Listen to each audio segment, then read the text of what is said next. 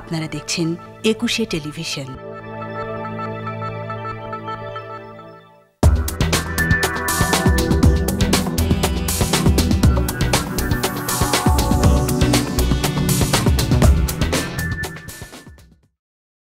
সবাইকে আমন্ত্রণ জানাচ্ছি 21 রাতে। শনিবার যে সংলাপ অনুষ্ঠিত হলো প্রধান উপদেষ্টার সঙ্গে বিভিন্ন রাজনৈতিক দল এবং জোটের সঙ্গে, সেই সংলাপের মাধ্যমে আমরা কতটুকু গুরুত্বপূর্ণ কিছু অর্জন করলাম, অথবা এই সংলাপের ফলাফল কী? যদিও অনেকে বলছেন যে এটা আসলে সংলাপ নয়, এটি একটা সৌজন্য সাক্ষাৎ কিংবা বিশেষ কিছু বিষয়ে কিছু জানান দেওয়া রাজনৈতিক দলগুলোকে বা তার কাছ থেকে শোনা। যেটি হোক, এর আউটপুটটি কী, এ বিষয়ে আমরা আলোচনা করব। এ বিষয়ে আলোচনার জন্য আমাদের 21 স্টুডিওতে আজ উপস্থিত রয়েছেন বিপ্লবী ওয়ার্কার্স পার্টির সাধারণ সম্পাদক সাইফুল হক এবং রয়েছেন বাংলাদেশ সমাজতান্ত্রিক দল বাসদের সহ সাধারণ সম্পাদক রাজিকুজ্জামান রতন। সাইফুল হক, আপনার কাছ থেকে প্রথমে জানতে চাই যে এই সংলাপের তাৎপর্যটা আপনার দৃষ্টিতে। আপনাকে ধন্যবাদ প্রিয়ভাজন রাজিকুজ্জামান রতন, আপনার দর্শক শ্রোতা তাদেরকে শুভেচ্ছা জানাই। অ্যাকচুয়ালি 21 টেলিভিশনে আমার বহু বছর পরে আসা, সে উপলক্ষে আপনার যারা শ্রোতাদেরকে আমি নিশ্চয়ই ধন্যবাদ জানাবো। প্রসঙ্গ যখন তুললেনই, এত বছর পর আসা, আগে তো আপনি নিয়মিত ছিলেন 8 থেকে 10 বছর আগে, মাঝে দখল হয়ে গিয়েছিল এবং প্রকৃত যে চেয়ারম্যান আব্দুল সালাম সাহেব তিনিও ফিরে এসেছেন, পুরনো সহকর্মীরা ফিরে এসেছেন। আপনার মূল্যায়ন? না, আমি তো স্বাগত জানাবো যারা, কারণ 21 টেলিভিশন প্রথম যখন সম্প্রচারে আসে, এটা তো এক ধরনের বলতে পারেন সেন্সেশন তৈরি করেছিল। মানে আমাদের এখানে টেলিভিশন সাংবাদিকতায় বলতেন মানুষের মধ্যে বড় ধরনের এক ধরনের মানে স্বতঃস্ফূর্ততা, আগ্রহ, উদ্দীপনা, এটা আমি লক্ষ্য করেছি। আর তারপরে তো আরও অনেকগুলো টেলিভিশন এসছে। মাঝখানে রাজনৈতিক পট পরিবর্তন পরে যেভাবে জবরদখল হয়ে গেল, তবে 21 টেলিভিশন তা থেকে বাদ যায়নি। যেগুলো মিলে আমরা কথা বলেছি, প্রতিবাদ করেছি। তো 21 টেলিভিশন আবার তার আগের জায়গায় ফিরে এসে নিশ্চয়ই আনন্দের, এবং এটা আমি বলবো স্বস্তির। এটা যারা এখন কাজ করছেন, যারা 21 শ্রোতা ভক্ত, আমি সবার জন্যই আমার মানে অনেক শুভকামনা থাকবে। আর আপনি আমাকে যে প্রশ্ন করেছেন, গতকালকে যে প্রধান উপদেষ্টার সাথে রাজনৈতিক দলগুলোর ধারাবাহিক যে বলবো যে এক ধরনের মত বিনিময়, এটাকে আমি ঠিক সংলাপ বলতে চাই না। সংলাপ তো হবে ধরুন যদি দুপক্ষ থাকে, দুপক্ষের মধ্যে অনেকগুলো সুনির্দিষ্ট আলাপ আলোচনা, কিন্তু আলোচনাটা সুনির্দিষ্ট হয়েছে, কিন্তু এটাকে মত বিনিময় বলাটাই মনে হয় ভালো হবে আর কি। প্রথম অর্জন যেটা আমি বলবো যে আমাদের তো একটা মানে আমরা একটা দেখছিলাম যে অন্তর্বর্তী সরকারের সাথে রাজনৈতিক দলগুলোর এক ধরনের যোগাযোগ বিচ্ছিন্নতা, এক ধরনের দূরত্বের জায়গাটা, এটা সরকার খানিকটা তারা নিজেরা দূরত্ব রেখে দেওয়ার এরকম একটা বিষয় আমাদের পর্যবেক্ষণের ভেতরে ছিল। এবং এটা নিয়ে বিভিন্ন সময় আলোচনা হয়েছে, কথাবার্তা হয়েছে, কিছু সমালোচনা হয়েছে। যেহেতু রাজনৈতিক যে কোনো ঘটনা, তার তো প্রধান স্টেক হোল্ডার তো রাজনৈতিক দলগুলো, তো সরকার রাজনৈতিক দলগুলোর সঙ্গে কথা বলবে, আলোচনা করবে, গুরুত্বপূর্ণ বিষয়ে তারা মত বিনিময় করবেন এবং একটা বোঝাপড়া তৈরি করে তারা এগোনোর চেষ্টা করবেন। এটাই সঙ্গত, এটাই স্বাভাবিক ছিল। সেই জায়গাটা আমরা গত 2 মাসে একবার দুবার, এর আগে একবার বৈঠক হয়েছিল, সেটা একটা বিশেষ ঘটনার প্রেক্ষিতে 15 আগস্টের আগে। তো এবার যেটা হয়েছে, মনে করি তারা খানিকটাই দূরত্বটাকে খানিকটা কমিয়ে আনার জন্য রাজনৈতিক দলগুলোকে তাদের সাথে একটা এনগেজমেন্টটাকে বাড়িয়ে তোলবার একটা জায়গা থেকে গুরুত্বপূর্ণ হচ্ছে যে আমরা সরকারের 2 মাসে তাদের ইতিবাচক যে কাজগুলো, বিশেষ করে আমি বলবো অর্থনীতির কিছু ক্ষেত্রে, ব্যাংকে বা সামষ্টিক অর্থনীতির ব্যবস্থাপনার ক্ষেত্রে আমি নিশ্চয়ই বলবো কিছু অগ্রগতি আছে। কিন্তু আবার একই সাথে কিন্তু তাদের সামগ্রিক রাষ্ট্র পরিচালনা বা সরকার পরিচালনার ক্ষেত্রে আমরা অনেকগুলো ত্রুটি, দুর্বলতা, ঘাটতি, সেগুলো আমরা চিহ্নিত করেছি। সেগুলো অনেকগুলো বিষয় আমরা গণতন্ত্র মঞ্চ যখন তাদের সঙ্গে আলাপ করেছি, আমার ধারণা যে অপরাপর বামজোট সহ বিএনপি বা যারা আলোচনা করতে গেছেন, তারা অনেকগুলো প্রসঙ্গ তারা উত্থাপন করেছেন। তো এর ভিতরে এটা একটা হচ্ছে। আর দুটো বড় জায়গার বিষয় ছিল। সরকার তাদের যে কাজের গতি সেটা নিয়ে জনগণ যেমন সন্তুষ্ট না, রাজনৈতিক দলগুলো আমরাও সন্তুষ্ট না, এবং তাদের কাজের গতি খুবই স্লোথ, খুবই ধীর গতি। বিশেষ করে বড় সংকট ছিল বাজার ব্যবস্থাপনা এখনো পর্যন্ত অনেকটা সরকারি নিয়ন্ত্রণের বাইরে। এক ধরনের কি বলবো, বাজার সিন্ডিকেট হয়তো কিছুটা হাত বদল হয়েছে, কিন্তু সিন্ডিকেট বহাল তবিয়তে আছে। এখনো পর্যন্ত বাজার নিয়ে মানুষের ন্যূনতম কোনো স্বস্তি নেই। এখনো বাজার সাধারণ মানুষের এখনো তার একটা বড় অংশের তাদের ক্রয় ক্ষমতার বাইরে দ্রব্যমূল্যের ইত্যাকার নানা বিষয় এসছে। পুলিশ ও আইন শৃঙ্খলা রক্ষাকারী বাহিনী যেগুলো আমরা কথা বলেছি, এটা এখনও তারা তাদের পেশাগত দায়িত্বে এখন তাদেরকে যুক্ত করা যায়নি। জানমালের এখন একটা উদ্বেগ উৎকণ্ঠা আছে, নিরাপত্তাহীনতার জায়গাটা আছে। পুলিশ রেগুলার পেট্রোলে যাচ্ছে না, এমনকি পুলিশ মামলা অনেক ক্ষেত্রে গ্রহণ করছে না, তদন্তে যাচ্ছে না। পুলিশ দেখিয়ে দিচ্ছে আপনারা কোর্টে যান, কোর্টে যে মামলা করেন, মানে আগে যেটা পুলিশের কাছে তো মানুষ আগে যাবে। ইত্যাকার নানা বিষয়গুলো আলোচনা হচ্ছে। গুরুত্বপূর্ণ যেটা আমরা কথা বলেছি, সরকার যে সংস্কার কমিশন যেগুলো সরকার করেছেন, আমরা বলছি এগুলোর সাথে রাজনৈতিক দলগুলোকে এনগেজ করা দরকার। প্রতিটা সংস্কার কমিশন যেটা হয়েছে, এগুলো তারা সবার সাথে কথা বলবেন, কিন্তু বিশেষভাবে রাজনৈতিক দলগুলোর সাথে যদি আলাপ আলোচনা করেন, বোঝাপড়া তৈরি করেন, তাহলে কাজটা খানিকটা এগিয়ে থাকে, খানিকটা মতৈক্যের জায়গাটা খানিকটা বাড়ে। আমরা যেটা বলেছি, যে আগেও বলেছি, আমরা কালেও কিছু কথাটা এসছে, যে সব সংস্কার তো আপনাদের দায়িত্ব না। আপনারা এসছেন একটা বিশেষ অবস্থা, আপনারা এসছেন, আপনাদের উপরে মানুষের অনেক প্রত্যাশা, এটা সত্য। আপনারা প্রত্যাশার জায়গা থেকে কাজ করবেন, মানুষের মধ্যে আস্থার বোধের জায়গাটাকে বাড়িয়ে তুলবেন। তো সেই জায়গাগুলো ক্ষেত্রে নানা ঘাটতি দুর্বলতা সরকারের মধ্যেই অনেকগুলো সরকার প্যারালেলি কাজ করে কিনা, যেটা আমরা আগেও বলতাম। হয়তো 2 মাসে একটা সরকার সম্পর্কে নিশ্চয়ই শেষ কথা বলবার কোনো সুযোগ নেই।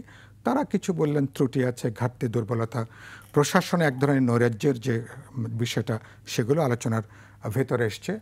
সংস্কার নিয়ে বলেছি যে আপনার ডিসেম্বরে যদি আপনারা কমিশন যদি তার রিপোর্টগুলো শেষ করেন, ইমিডিয়েটলি আপনারা আলাপ আলোচনা করে কোন কাজগুলো যেগুলো নিয়ে বড় দাগের কোনো দ্বিমত নেই, সেগুলো আপনারা সেসব ব্যাপারে আপনারা একটু কিছু নির্বাহী আদেশে অনেকগুলো পদক্ষেপ নেওয়া সম্ভব।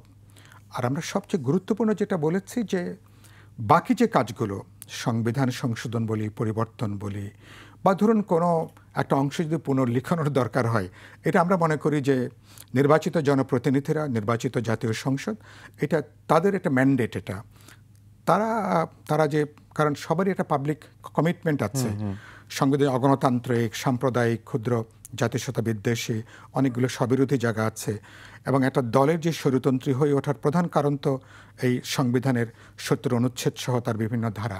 সুতরাং সংবিধানে এমনিতে অনেকগুলো গণতান্ত্রিক পরিবর্তন করাটা একেবারে বলতে পারেন জরুরত হয়ে দাঁড়িয়েছে। তো আমরা যেটা বলেছি, যে আপনারা এগুলো নিয়ে আলাপ আলোচনা করেন। কিছু কাজ আপনারা আপনাদের টেনিওরে, কারণ একটা অবাধ নিরপেক্ষ নির্বাচনের জন্য নির্বাচন কমিশনের অনেকগুলো গুরুত্বপূর্ণ পদক্ষেপ, নির্বাচন কমিশন কিভাবে হবে, গোটা নির্বাচনী ব্যবস্থা কিভাবে, এর একটা গণতান্ত্রিক সংস্কার হবে, ভোটার তালিকা হালনাগাদ করার একটা বড় প্রশ্ন আছে।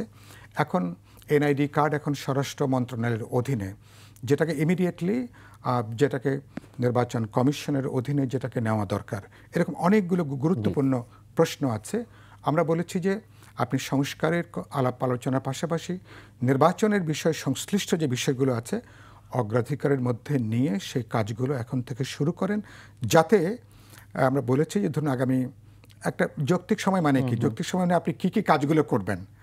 তো সেদিক থেকে আমরা মনে করি যে যাতে নির্বাচন, যেটা 15 বছরে যে দেশের মানুষ ভোট দিতে পারেনি, কোনো বিশ্বাসযোগ্য কোনো নির্বাচন হয়, যাতে আসতে পারি। আর লাস্টে আমরা ওনাদের খুব ক্যাটাগরিক্যালি যেটা বলেছি, আপনাদের সবচেয়ে বড় পরীক্ষা হবে আপনারা সত্যি সত্যি একটা অবাধ, নিরপেক্ষ, বিশ্বাসযোগ্য নির্বাচন করতে পারছেন কিনা, এবং পরবর্তী নির্বাচিত জনপ্রতিনিধিদের কাছে বা পরবর্তী সরকারের কাছে আপনারা ক্ষমতা হস্তান্তর করতে পারছেন কিনা। আমরা সরকারকে সহযোগিতা করতে চাই, কিন্তু সরকার সহযোগিতাটা কিভাবে এটাকে কাজে লাগাবেন, কিভাবে এটাকে গ্রহণ করবেন, সেটা অন্তর্বর্তী সরকারকে সেটা বের করতে আমি একটু হবে। এই প্রশ্নটাই করতে চাই রাজনীতিজীবন রতন আপনার কাছে, যে সরকারকে সহযোগিতা সবাই করতে চায়, সাধারণ মানুষ থেকে শুরু করে আপনারা যা রাজনৈতিক মঞ্চে আছেন বা যা রাজনীতির নিয়ন্ত্রকের ভূমিকা রাখতে চান, সেটি আসলে সরকার কতখানি গ্রহণ করবে? সাইফুল হক বলছিলেন, মানে এই সন্দেহটা কেন তৈরি হচ্ছে, শঙ্কাটা কেন তৈরি হচ্ছে যে একটা দূরত্ব তৈরি হয়েছে বা আপনাদেরকে অ্যাভয়েড করছে, এটা মনে হওয়ার কারণ কি?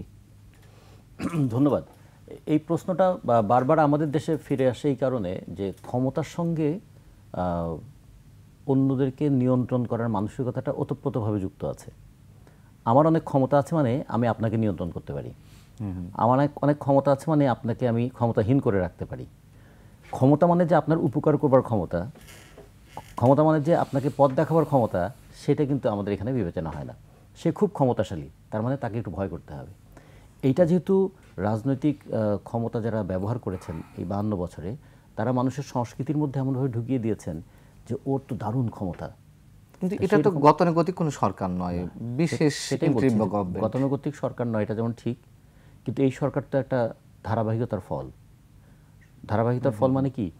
আমাদের সংবিধানের 7-এর ক অনুচ্ছেদে এমন কথা যুক্ত করা হয়েছে এবং সংবিধানের এমন এমন ধারা সেগুলোকে সংশোধন অযোগ্য বলে বলা হয়েছে, এবং সেই সমস্ত ধারা কেউ ব্যত্যয় ঘটালে তার যে ক্যাপিটাল পানিশমেন্টের কথা বলা আছে, সেখানে ওই আওয়ামী লীগের অধীনে নির্বাচন করে আর কোনো সরকার আসার কোনো সুযোগ ছিল না।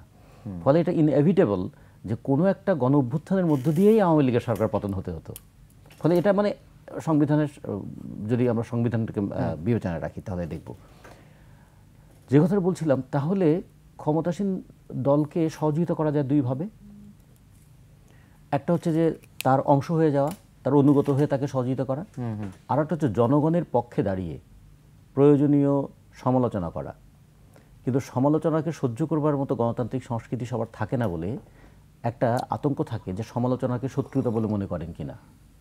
এই প্রশ্নটাই এই জন্য বারবার আসে যে সমালোচনা কি সহযোগিতামূলক সমালোচনা হিসেবে নেবে, সমালোচনা কি ত্রুটি উন্মোচনের সমালোচনা হিসেবে নেবে, সমালোচনা কি এই সমালোচনাটার কারণে আমাকে আরও সংশোধিত হতে হবে এই মানসিকতা থেকে নেবে। তা যদি না নেয় তাহলে আমরা যা করছি ঠিকই করছি, আমরা যা করছি ভালোই করছি, আপনি কে, কিংবা এতদিন কোথায় ছিলেন, এই রকম কথা বলে কখনো কোনো প্রতিপক্ষকে দমন করার, চুপ করিয়ে দেওয়ার, বসিয়ে দেওয়ার যে মানসিকতা থাকে, এই জায়গায় একটা ধাক্কা লাগে সমালোচনায়। আমরা এই জন্য বলেছি যে সমালোচনা করার মতন যেমন একটা পরিবেশ লাগবে, আবার সমালোচনা শোনার মতন একটা গণতান্ত্রিক সংস্কৃতিও লাগবে। সেটা একটা বিষয়। এটা কি গতকালকে আলোচনায় বলেছেন? আমরা দুটো জিনিস একটু পরিষ্কার করে বলেছি। তার মধ্যে একটা কথা বলেছি, বহু বেদনার মধ্য দিয়ে এই সরকার ক্ষমতায় এসেছে। এই সরকার যেন এমন কোনো কাজ না করে যে তাকে আবার অসম্মানের মধ্যে দিয়ে চলে যেতে হয়। আমরা চাইব এই সরকার এমন একটা কাজ করুক, এমন একটা পথ রচনা করে দিয়ে যাক যাতে সে আনন্দের সঙ্গে ক্ষমতা থেকে চলে যেতে পারে। কারণ আমাদের দেশে ক্ষমতার সিঁড়িটা খুব পিচ্ছিল, কিন্তু ক্ষমতার চেয়ারটা খুবই আঠালো। ওই পিচ্ছিল পথে ক্ষমতায় আসলে ক্ষমতা কেউ ছাড়তে চায় না সহজে। এইটাও আমরা একটু বলেছি। আমরা বলেছি এই জন্য দুটো জিনিস আপনারা একটু ভাববেন, যে একটা দুর্নীতি, দমনপীড়ন এবং দ্রব্যমূল্যের লাগামহীন ঊর্ধ্বগতি, এই তিনটায় অতিষ্ঠ জনগণ তারা কিন্তু দলে দলে আওয়ামী লীগের শাসন ব্যবস্থার বিরুদ্ধে তারা রাস্তায় নেমেছে, জীবন দিয়েছে। এখন যদি দুর্নীতিটা বন্ধ না হয়, দ্রব্যমূল্য যদি নিয়ন্ত্রণ না হয়, আর দমনপীড়ন যদি চলতে থাকে, তাহলে কিন্তু মানুষের মধ্যে প্রশ্ন আসবে যে যাকে তাড়িয়ে যাকে আনলাম সে কি আগের চেয়ে ভালো? এই প্রশ্নটা যেন মানুষের মধ্যে না আসে, এই ব্যাপারে সতর্ক থাকা দরকার। 2 নম্বর হচ্ছে যে আমরা বলেছিলাম যে বাজারকে নিয়ন্ত্রণ করতে পারছে না কেন? বাজারকে কি বাজারের হাতে ছেড়ে দেবে, নাকি বাজারকে জনগণের পক্ষে কেউ না কেউ নিয়ন্ত্রণ করবে? শুধু এই ডিমের ব্যাপারেই দেখুন, সরকার দাম নির্ধারণ করে দিল, ডিম 12 টাকা পিস বিক্রি হবে, তা বাজারে কত করে বিক্রি হচ্ছে? 14-15 দিনে।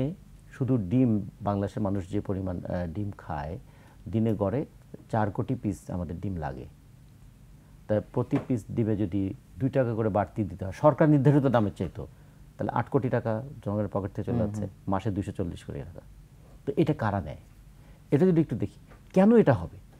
আবার কয়েকদিন আগে আবার দেখলাম যে ভারত থেকে ডিম আমদানি করা হবে। সেই ডিম আমদানি করলে প্রতি ডিমের শুল্ক নির্ধারণ করা হয়েছে 1 টাকা 80 পয়সা। একটা ডিমে 1 টাকা 80 পয়সা শুল্ক। এর সঙ্গে যদি ডিমের দাম 5.5 টাকা কিংবা 6 টাকাও ধরি, তাহলে তো এই ডিম 8 টাকার বেশি দাম হওয়ার কথা না। তাহলে কেন এখানে ডিমের দামটা বেশি হবে?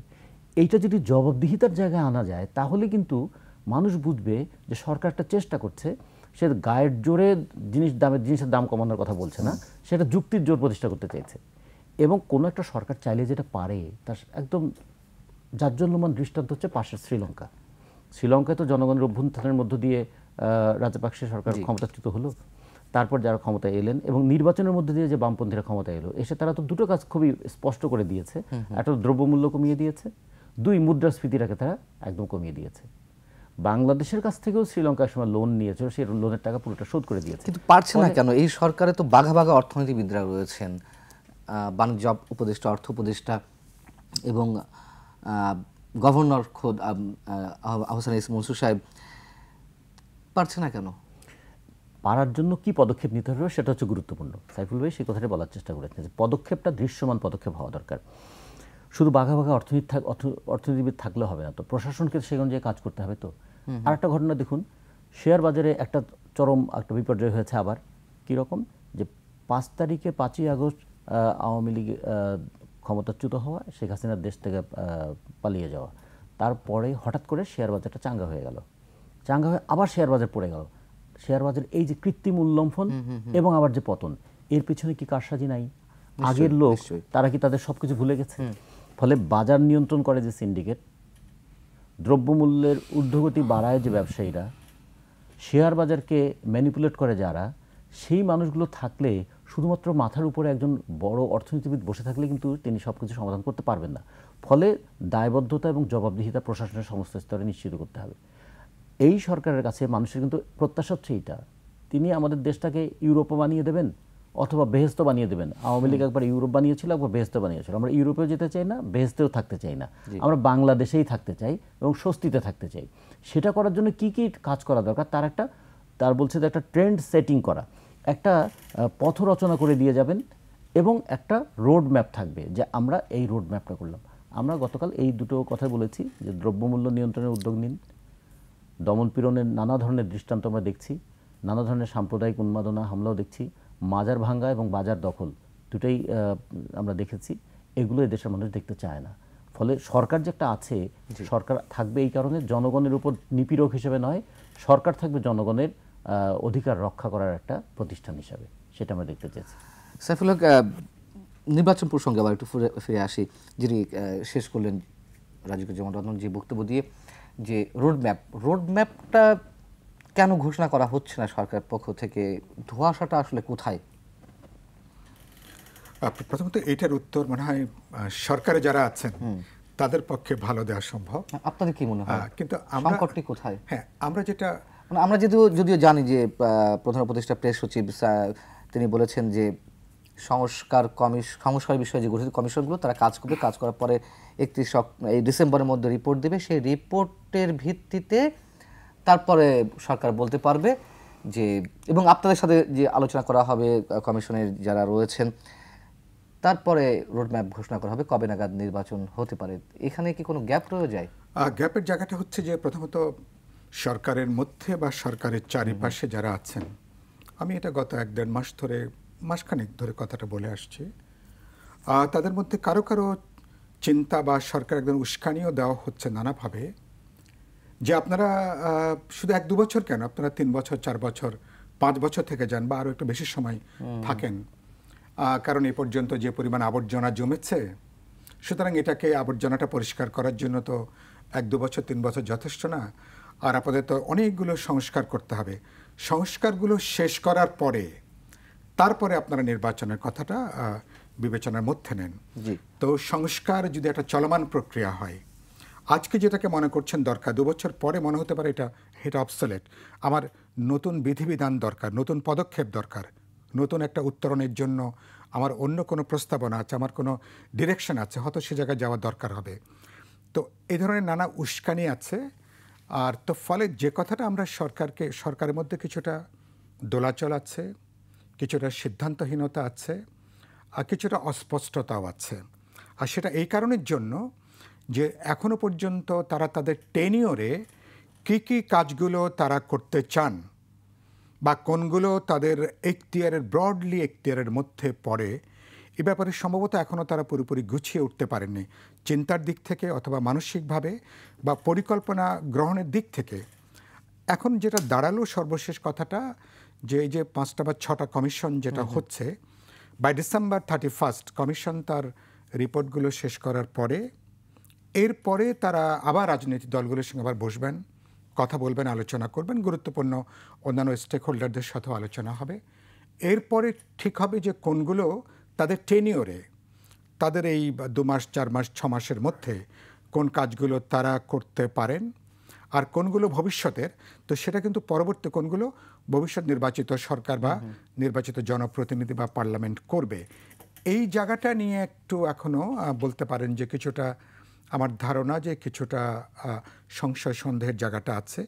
কারণ সংবিধানের মতন বিষয় বা অন্যান্য গুরুত্বপূর্ণ বিষয় যেগুলো আমরা মনে করি, হ্যাঁ ঠিক আছে, এটা গণ-অভ্যুত্থানের মধ্য দিয়ে একটা সরকার, কিন্তু আবার তাদের তো ওই অর্থে কোনো পপুলার আপনার ম্যাসিভ ম্যান্ডেট নেই। ম্যাসিভ ম্যান্ডেট যেটা, যে আপনি সংবিধানে আপনি, তার মানে জনগণের যে পপুলার ম্যান্ডেট, যেটা জনগণ ম্যান্ডেট কিভাবে দেয়, ভোট নিশ্চয়ই গণতন্ত্রের মানে একমাত্র উপাদান না, বা অনেকগুলো উপাদানের একটা মাত্র আসপেক্ট, কিন্তু এখনো পর্যন্ত দুনিয়াতে ভোট ছাড়া জনপ্রতিনিধিত্ব নির্বাচনের বা বৈধতার বা আপনার কি বলবেন ইথিক্যাল, পলিটিক্যাল বা মোরাল বৈধতার প্রমাণ করবার সুযোগটা খুব কম।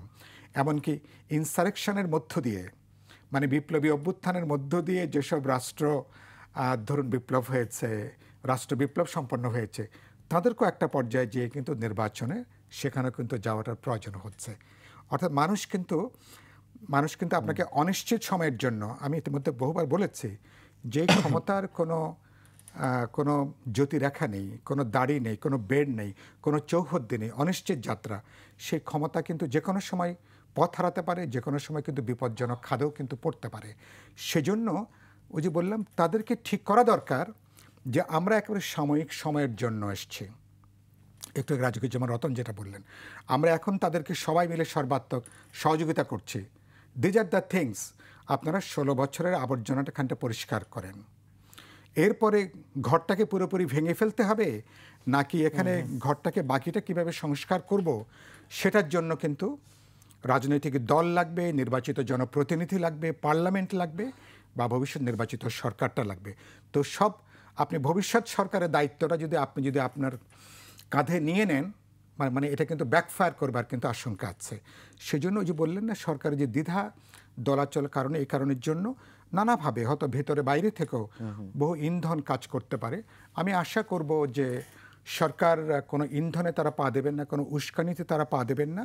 তাদের যে নির্দিষ্ট ক্ষমতা, মানুষ যে প্রত্যাশা নিয়ে করেছে, আপনারা এটাকে ল অ্যান্ড অর্ডারটা ঠিক করবেন, নির্বাচন সংশ্লিষ্ট জায়গাটা, নির্বাচন কমিশন সংস্কার পরিবর্তন করাটা, নতুন নির্বাচন কমিশন, এটাই একটা বিশাল কাজ।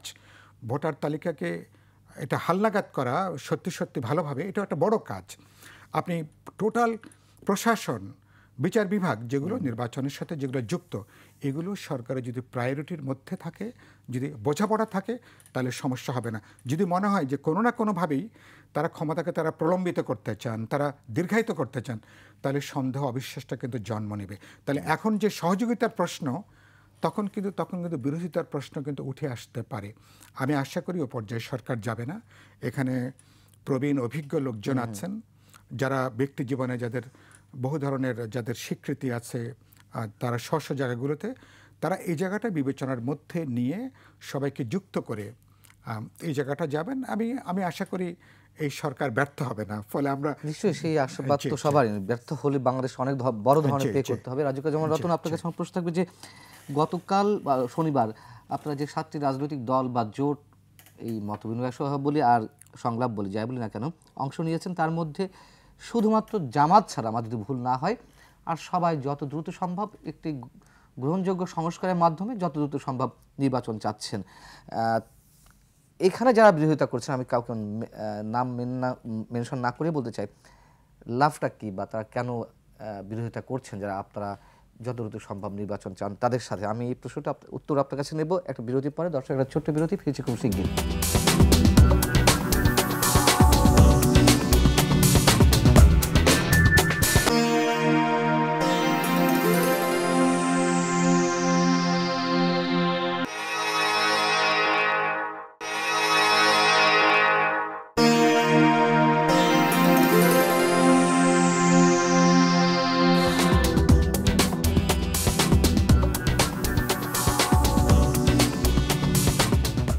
আবারও আমন্ত্রণ 21 রাতে আলোচনা করছি সংলাপের ফলাফল নিয়ে। আমাদের সঙ্গে রয়েছেন বিপ্লবী ওয়ার্কার্স পার্টির সাধারণ সম্পাদক সাইফুল হক এবং রয়েছেন বাংলাদেশ সমাজতান্ত্রিক দল বাসদের সহ সাধারণ সম্পাদক রাজিকুজ্জামান রতন। রাজিকুজ্জামান রতন, যে প্রশ্নটি আপনার কাছে ছিল, যারা প্রলম্বিত করতে চান বা আমূল একটা সংস্কারের কথা বলে নির্বাচনকে পিছিয়ে রাখতে চান, উদ্দেশ্য আসলে কি, বা আপনারাও বা কেন দ্রুত নির্বাচন চাচ্ছেন? প্রশ্নটা দ্রুত অথবা বিলম্বিত তা নয়। প্রশ্নটা হচ্ছে যে আসলে একটা নির্বাচন ছাড়া এই শাসন ক্ষমতার বৈধতাটা কিভাবে আসবে? গণ আকাঙ্ক্ষার প্রতিফলন হিসেবে গণ অভ্যুত্থান হয়েছে। গণ আকাঙ্ক্ষার ফলে যে গণ অভ্যুত্থান হয় তার একটা নৈতিক ভিত্তি থাকে, কিন্তু তার একটা আইনগত ভিত্তি তো লাগবে। আইনগত ভিত্তি ছাড়া কোনো ক্ষমতাই কিন্তু সুরক্ষিত হয় না। যেমন কোনো অধিকার সেটা আইন দ্বারা সুরক্ষিত না থাকলে সেটাকে অধিকার বলা যায় না, ঠিক তেমনি কোনো ক্ষমতা যতক্ষণ পর্যন্ত তার আইনি ভিত্তি না পাচ্ছে ততক্ষণ পর্যন্ত সে কিন্তু ভালনারেবিলিটি থাকে।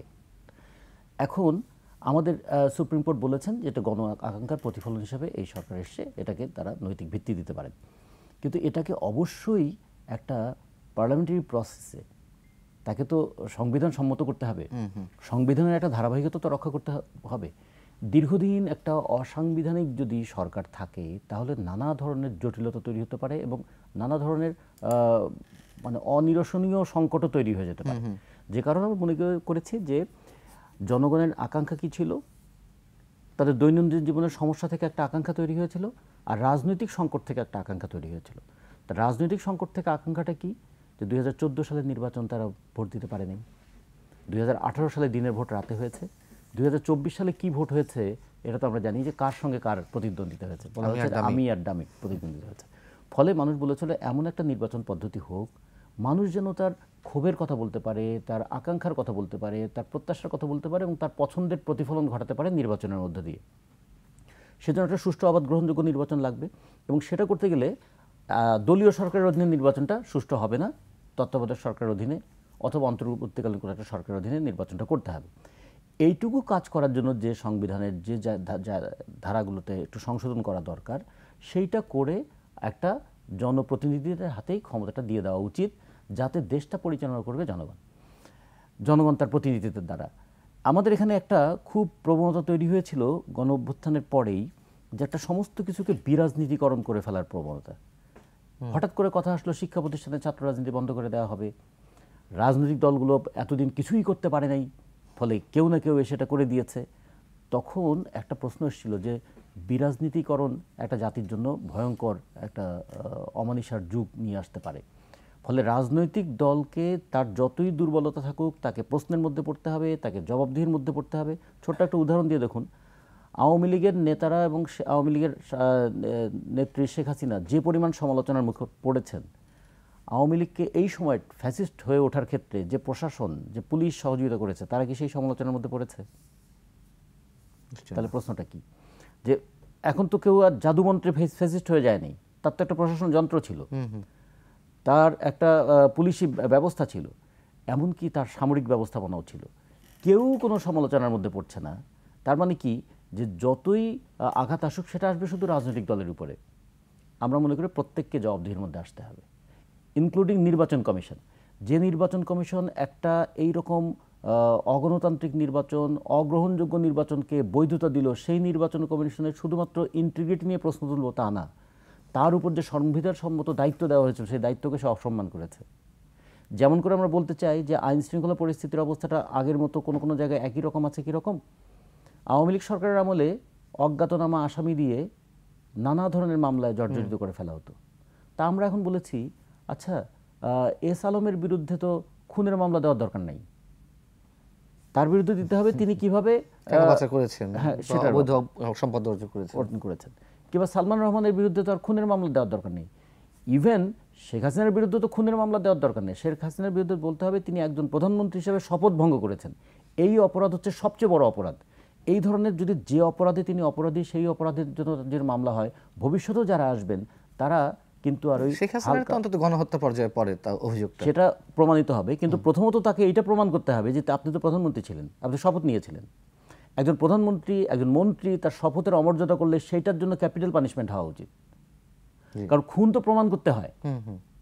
কিন্তু তিনি যে প্রধানমন্ত্রী হিসেবে তার দায়িত্ব অবহেলা করলেন, অপব্যবহার করলেন। ফলে এটা যদি হয় তাহলে ভবিষ্যতেও যারা প্রধানমন্ত্রী হবে তারা বুঝবেন যে আমার বিরুদ্ধে ফেক মামলা হবে না, আমার বিরুদ্ধে মামলা হলে আমি যে ধরনের অপরাধ করেছি সেই রকমই। আইনমন্ত্রীর বিরুদ্ধে খুনের মামলা হবে কেন? আইনমন্ত্রীর বিরুদ্ধে মামলা হবে তিনি আইনমন্ত্রী হিসেবে আইনকে কিভাবে তিনি মানে ভুল পথে পরিচালনা করেছেন, ভুল ব্যাখ্যা দিয়েছেন। ফলে সেগুলো যদি হয় তাহলে মানুষের মধ্যে কিন্তু চিন্তার জায়গাটা আসবে যে যে যে অপরাধ করেছে, যেমন একসময় বিরোধী দলের নেতাদের ময়লার গাড়ি পোড়ানোর মামলা দেওয়া হতো, সেই মামলায় হয়রানি করা যেত, কিন্তু সেই মামলার মধ্যে দিয়ে বিচার বিভাগেরও মর্যাদা প্রতিষ্ঠিত হতো না, আর পুলিশেরও ভাবমূর্তি উজ্জ্বল হতো না, আর প্রশাসনও উন্নত হতো না, আর মানুষ মনে করতো যে রাজনৈতিক মামলা মানেই এইরকম। গায়েবী মামলাও দেওয়া হচ্ছে, মৃত ব্যক্তির নামেও মামলা দেওয়া হয়েছে। এগুলোর একটু অবসান হওয়া দরকার। এবং এগুলো কখন হতে পারে? যখন একটা সুষ্ঠু স্বাভাবিক রাজনৈতিক প্রক্রিয়াটা অব্যাহত থাকবে। আমরা এই জন্য মনে করি যে কোনো সমাধান শেষ পর্যন্ত করতে হবে রাজনৈতিক দলগুলোকে, দায়িত্ব নিতে হবে রাজনৈতিক দলগুলোকে, মানুষের কাছে যেতে হবে রাজনৈতিক দলগুলোকে, ফলে রাজনৈতিক প্রক্রিয়াটাকে কোনোভাবেই যেন বাধাগ্রস্ত করা না হয়। সাইফুল হক, আপনার কাছে আমার প্রশ্ন, ধরে নিলাম কেউ বিরোধিতা করছে, বিরোধিতা বলতে তারা একটু দেরিতে নির্বাচন চায়, সংস্কারটা পুরোটা হোক, এটা তাদের অনেক ধরনের যুক্তি থাকতে পারে, কিন্তু প্রধান উপদেষ্টা প্রেস সচিব যেটি বলেছেন, প্রধান উপদেষ্টা বরাদ দিয়ে নিশ্চয়ই তিনি বলে থাকেন, বা সরকার যা মনে করছে যে পলিটিক্যাল কনসেনসাসের জায়গা থেকে একমত হলে তবে রোডম্যাপের ঘোষণা আসবে। পলিটিক্যাল কনসেনসাস কি এত সহজে তৈরি হবে? মত দ্বিমত থাকতেই পারে, কিন্তু সেখানে কি এই কথাটা বলা উচিত ছিল না যে মেজরিটি যা চায় তাই হবে? আমি আপনার এই কথাটা বলবার আগে আমি একটু আগে রতন যেটা বললেন ওখানে আমি একটু যোগ করতে চাই। 5ই আগস্টের পরপরই এরকম একটা জিনিস শুরু হলো, যেন পুরো আন্দোলনটা যেন 1 জুলাই থেকে যেন শুরু হয়েছে, বা বলতে পারেন 15 বা 16 জুলাই থেকে যেন শুরু হয়েছে। এটা আমি বলি এটা 16 বছর এবং 36 দিনের একটা আন্দোলন।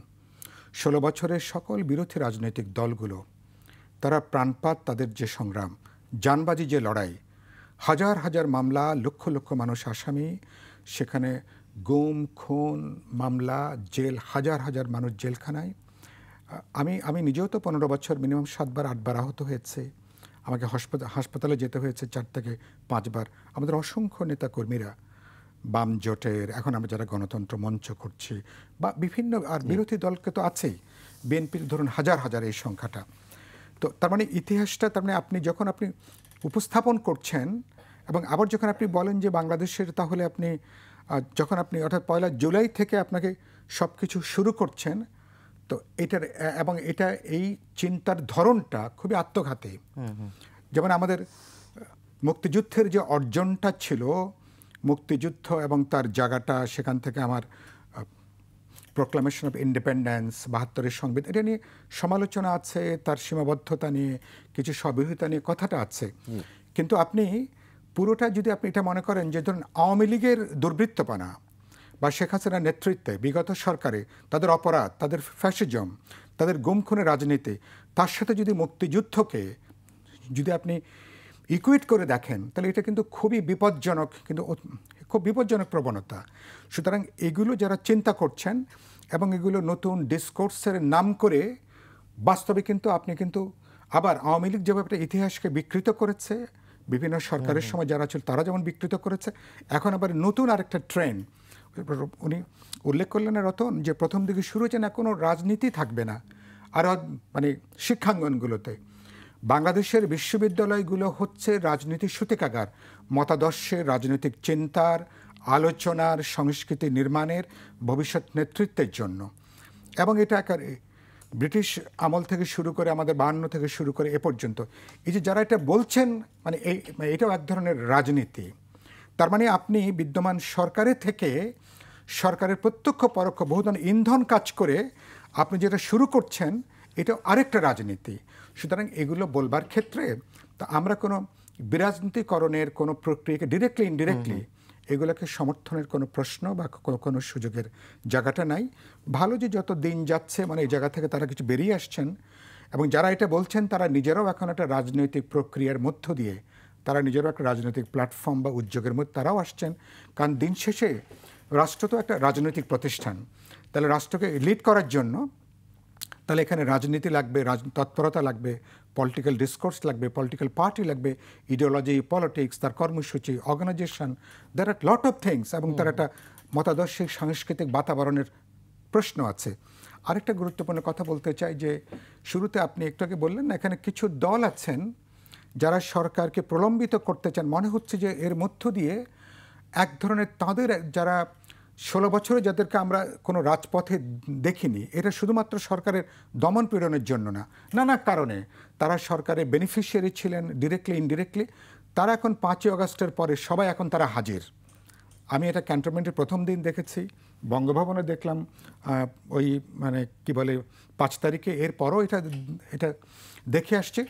আমি প্রত্যেককে যুক্ত করতে চাই, কিন্তু আপনি এটা বলার মধ্য দিয়ে তার মানে আপনি এমন একটা জিনিস হাজির করছেন, তার মানে রাজনৈতিক দল এই যে 16 বছর বা দীর্ঘ বছর ধরে রাজনেতা কর্মীদের জানবাজি লড়াই, যার আমাদের একটা শেষ ধাক্কা দরকার ছিল, ছাত্র তরুণরা ধাক্কাটা দিয়েছে। আবার শ্রমজীবী মানুষ সবচেয়ে বেশি ফাইটিং রোলটা প্লে করেছে, শহীদের সংখ্যা তারাই সবচেয়ে বেশি, আহত তারাই সবচেয়ে বেশি, তাদেরটা কিন্তু কোথাও কোনো আলোচনার মধ্যে নাই। অন্তর্বর্তী সরকার থেকে শ্রমজীবী মানুষ কিন্তু অনেক অনেক দূরে। এই বিষয়গুলোকে এভাবে দেখা, আর যারা মনে করছেন এই সরকার থাকলে তাদের রাজনৈতিক তৎপরতার জন্য হয়তো সুবিধা হবে, সরকারের প্রত্যক্ষ পরোক্ষ সরকারের বাতাবরণে থেকে তা রাষ্ট্রীয় তার যে সুযোগ সুবিধা, রাজনৈতিক বাতাবরণ, প্রশাসনিক বাতাবরণ বা কিছুর অর্থনৈতিক সুযোগ সুবিধা, এই জন্য প্রত্যক্ষ পরোক্ষভাবে অনেকেই এই সরকারের উপরে একটু ঘাড়ে চেপে তাদেরকে খানিক দীর্ঘায়িত করা যায় কিনা, এরকম কোনো প্রবণতা কাজ করছে কিনা, এটাও একটু দেখার বিষয় আছে। আপনি আমাকে যে প্রশ্নটা করলেন, না বলছি রাজনৈতিক কনসেনসাস, আচ্ছা কনসেনসাসে বাস্তবে তো আমরা 10 জন আমরা সব ব্যাপারে একমত হতে পারবে এমন তো কোনো কথা নেই। যেটা আপনার প্রশ্নের উত্তরে কিছুটা ছিল, আপনার প্রশ্নের মধ্য দিয়ে অধিকাংশরা কি চিন্তা করছেন, ডমিনেন্ট চিন্তাটা কি, ডমিনেন্ট আইডিয়াটা কি, ডমিনেন্ট বোঝাপড়ার জায়গাটা কি, সেটা দিয়ে তো জায়গাটাকে আপনি যাবেন। সুতরাং যে পর্যন্ত সবাই একমত হতে না পারবে তো সে পর্যন্ত এরকম চলবে, মানে এটা কোনো গণতান্ত্রিক, এটা কোনো অ্যাটিটিউড না। আপনি মানুষের মনোভাব, রাজনৈতিক দলগুলোর মনোভাব, সমাজে গুরুত্বপূর্ণ স্টেক হোল্ডারদের জায়গাটা, এবং এই যে বললাম না, এই সরকার যদি খুব বেশি যদি প্রলম্বিত করার চেষ্টা করে, মানুষের আশা হতাশায় পরিণত হবে, স্বপ্নগত কিন্তু দুঃস্বপ্নে পরিণত কিন্তু হতে পারে। এখন যে আমরা সর্বাত্মক সমর্থন দিচ্ছি, কারণ এই সরকার, আমরা চাই না যে তারা একটা অবমাননার মধ্য দিয়ে সরকার যাত্রাটা শেষ করুক। আমি প্রফেসর ইউনুস, তিনি খুবই সম্মানীয় মানুষ, তার যে টিম, একজন আছেন যিনি প্রত্যক্ষভাবে যিনি আমার টিচার সরাসরি বিশ্ববিদ্যালয়ে, অনেকে খুবই গুণী মানুষ আছেন, তারা যে জার্নিটা শুরু করেছেন, এই জার্নিটা একটা নির্বাচিত জনপ্রতিনিধিদের কাছে তারা এটা নিয়ে যাবেন, বাংলাদেশ একটা নতুন একটা পথে হাঁটবে। ইতিমধ্যে পলিটিক্যাল পার্টিগুলো বলেছে যে আগের ধারায় আর রাজনীতি ফিরবে না, প্রত্যেকেই নিজেরা তারাও কিন্তু একটা পরিবর্তনের মধ্য দিয়ে যাচ্ছেন, দলগুলো, রাজনীতি, সংস্কৃতি সব কিছুর ভিতর দিয়ে। চলেন আমরা সেই পথটাকে আমরা যদি ভালোভাবে তৈরি করতে পারি, তাহলে বাংলাদেশের ভবিষ্যৎ আছে। রাজিকুজ্জামান রাতুন, আপনার কি মনে হয় যে 31শে ডিসেম্বরের মধ্যে আসলে যে কমিশনগুলো গঠিত হয়েছে তারা তাদের কাজ শেষ করে রিপোর্টগুলো যথাসময়ে জমা দিতে পারবে? এটা শুরু করলে বোঝা যাবে, এখন তো কাজ শুরু হয়নি, কাজ কিন্তু অনেক। ফলে আমরা বলবো যে সব কাজ শেষ করে যেতে হবে এই রকম প্রবণতার জন্য কারো না থাকে। আমরা একটা গুড স্টার্ট, ভালো একটা সূচনা করি, ভবিষ্যৎ প্রজন্মের উপরে তো কিছু দায়িত্ব দিয়ে যেতে হবে। আমরাই কি আমাদের শেষ কথা বলে যাব? অথবা কোনো এক সময়ের কোনো আইন কি চিরদিনের জন্য সমাজকে পরিচালনা করতে পারে? সমাজটা পরিবর্তনশীল, মানুষের চিন্তাটা পরিবর্তনশীল, ফলে কোনো একটা আইন বা বিধান সেটাকেও পরিবর্তনের মধ্যে দিয়ে আসতে হবে। আমাদের শুধু একটা ট্রেন্ড সেট করতে হবে, একটা ডেমোক্রেটিক আমরা সোসাইটি চাই, একটা ইনস্টিটিউশনালগুলোর ডেমোক্রেসি চাই। আমাদের বাংলাদেশের দুটো জিনিস খুবই কক্ষিগত হয়েছিল, একটা হলো কনস্টিটিউশন, আর একটা ছিল ইনস্টিটিউশন। কনস্টিটিউশনকে 17টা সংশোধনী করে ওর আর কোনো গণতান্ত্রিক চরিত্র রাখা হয়নি, আর ইনস্টিটিউশনগুলোর কোনো ডেমোক্রেটিক ক্যারেক্টার ছিল না। সেই জায়গাটা একটু তৈরি হোক, আর তারপরে আমরা মনে করি যে পরবর্তীতে মানুষ তর্ক করবে, বিতর্ক করবে, কখনো হেরে যাবে, কখনো আবার উঠে দাঁড়াবে, মানুষই তার পথ রচনা করবে। আমরা শুধু পথটা যেন নির্বিঘ্ন হয় অন্তর্বর্তী সরকারের কাছে এটাই জানতে চাই, যে মানুষের চলার পথটা নির্বিঘ্ন করুন, গণতান্ত্রিক জায়গাটাকে কখনো বাধাগ্রস্ত যেন কেউ করতে না পারে।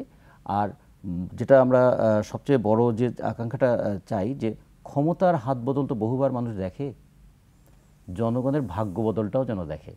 শুধুমাত্র চেহারা পরিবর্তনটা যেন না দেখে, শাসন ক্ষমতার চরিত্রের বদলটাও যেন দেখে। আমরা চেহারার বদল অনেক দেখেছি, এখন রাজনৈতিক চরিত্রের বদলটা দেখতে চাই। সেটার জন্য একটা ট্রেন্ড সেটিং হোক, তার জন্য খুব বেশি সময় লাগার কথা না।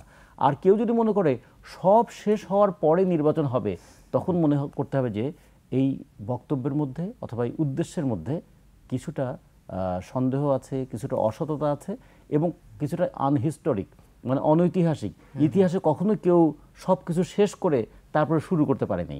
এটা একটা চলমান প্রক্রিয়ার মধ্যে থাকতে হয় আর কি। আমরা মনে করি সেই প্রক্রিয়ার মধ্যেই তারা থাকবেন। সাইফুল হক, আপনি কি মনে করছেন, যেটি বারবার আমরা আশঙ্কা করছি যে সংস্কারের জন্য একটা সময় দেওয়া প্রয়োজন, অবশ্যই সেই সময় দেওয়া প্রয়োজন, যৌক্তিক সময় দেওয়া হতে পারে, সেই যৌক্তিক সময় কতটুকু তাও মোটামুটি আপনারা স্পষ্ট করেছেন। এবং আমি দেখলাম যে অধিকাংশই রাজনৈতিক দল তারা 1.5 থেকে 2 বছরের মধ্যে একটা নির্বাচন আশা করেছেন। এবং এই সময়সীমাটা পার হলে কিংবা আরও বেশি প্রলম্বিত হলে কি ধরনের সংকট হতে পারে? খুব ভালো বলেছেন। প্রথমত আপনি তো দেখেছেন যে ইতিমধ্যে শেষ পর্যায়ে সেনাবাহিনীর প্রধান তিনিও একটা ডিজায়ার ব্যক্ত করেছেন যে 1 থেকে 1.5 বছরের মাথায় যদি তো একটা নির্বাচন হয়, সরকার যদি তার টেনিওর শেষ করে। আর আসলে আমাদের একটা অনির্বাচিত সরকার, তিনি প্রথমে যতই গণ-অভ্যুত্থানের ম্যান্ডেট নিয়ে থাকেন না কেন, কিন্তু তার যদি ওই যে বললেন তার হয়তো একটা মোরাল, তার একটা অথরিটি আছে, সমর্থন আছে, জনপ্রিয়তা আছে, কিন্তু তার তো একটা সাংবিধানিক বৈধতার প্রশ্ন আছে, তার একটা আইনগত বৈধতার প্রশ্ন আছে, যেটা আপনি নির্বাচন ছাড়া তো এটাকে আপনার বোঝার আপাতত অন্য কোনো মানদণ্ডের জায়গাটা এই মুহূর্তে নেই। যদি আমি এটাকে বিপ্লব বলতে পারতাম, খুশি হতাম, তাহলে তো আমি এই সংবিধানের অধীনে শপথ গ্রহণ করার প্রশ্ন উঠতো না। বঙ্গভবনে যে দল বেঁধে যে সেখানে আমরা শপথ গ্রহণের অনুষ্ঠানে আমরা হাজির থাকতাম না, তাহলে আমরা মাঠে ময়দানে শপথ গ্রহণ করতাম, তাহলে আমরা কেবলমাত্র ডিগ্রি জারি করে করে তখন কিন্তু সিদ্ধান্তগুলো আসতো আর কি। তাহলে আমরা একটা সুতরাং যেটা নয়, সুতরাং সেটাকে আপনি যদি আপনি মানে অতিশয়োক্তি করেন, যদি অতিরঞ্জিত করে চিন্তা করেন, তাহলে যে কোনো সময় কিন্তু আপনার বিপদে পড়ার আশঙ্কা আছে। আমি মনে করি 2025 সাল যে সময়টা আছে, এরকম একটা সরকারকে মানুষ, তার মানে কি, তার মানে প্রায় 1.5 বছর মাথায় সরকার যদি একটা নির্বাচনের মধ্য দিয়ে যদি পরবর্তী জনপ্রতিনিধিদের কাছে ক্ষমতা হস্তান্তর করতে পারেন, মানুষ এই সরকারকে প্রশংসা করবে। এইটুকু মানুষের ধৈর্য জায়গাটা মানুষ থাকবে। তারপরে যদি 1-2 মাস 3 মাস সময় যদি নানা কারণে প্রকৃতি, পরিবেশ, প্রস্তুতি, কিছু কাজ আছে যে আরও 2 মাস লাগবে, 3 মাস লাগবে, সরকার যদি একটা কনস্ট্যান্ট এনগেজমেন্টে থাকে রাজনৈতিক দলগুলোর সাথে বা গুরুত্বপূর্ণ স্টেক হোল্ডারদের সাথে, তখন 2-4 মাস সময় বাড়লেও কিন্তু কেউ আপত্তি করবে না। কিন্তু আপনার উদ্দেশ্য নেই যখন প্রশ্ন ওঠে যে আপনার হিডেন কোনো এজেন্ডার জন্য আপনি এটা অনিশ্চিত যাত্রা করেছেন কিনা, তখন কিন্তু প্রবলেমটা দেখা দেবে। আমি এখন আশাবাদী মানুষ, আমি আশা করতে চাই সরকারের হিডেন কোনো এজেন্ডা নাই, তারা ভেরি ট্রান্সপারেন্ট, তারা কমিটেড গণ-অভ্যুত্থানের প্রতি, এই শহীদদের রক্তের প্রতি, যে মানুষ এখানে একটা গণতান্ত্রিক মানুষ একটা সমাজ দেখতে চাই। আমাদের এই লক্ষ্যটা, আমরা একটা যাত্রাটা শুরু করতে চাই। পরবর্তী সরকার, পরবর্তী প্রজন্ম, তারা এইটাকে অনেকটা ওই মশাল যেভাবে এক প্রজন্ম আরেক প্রজন্মের কাছে দিয়ে যায় না, একজন আরেকজনের হাতে দিয়ে যায় না, অনেকটা সেই জায়গা থেকে আমরা যাব। আমি এখন আশাবাদী, যত উস্কানি হোক না কেন, সরকার তার ট্রাকের বাইরে তারা যাবেন না এবং তারা ট্রাকের মধ্যেই থাকবেন এবং তারা তাদের স্ফীত মানে বোঝাপড়ার মধ্য দিয়ে আমরা আশা করি আমরা একটা গণতান্ত্রিক অভিযাত্রার দিকে বাংলাদেশ এবার যেতে পারবে।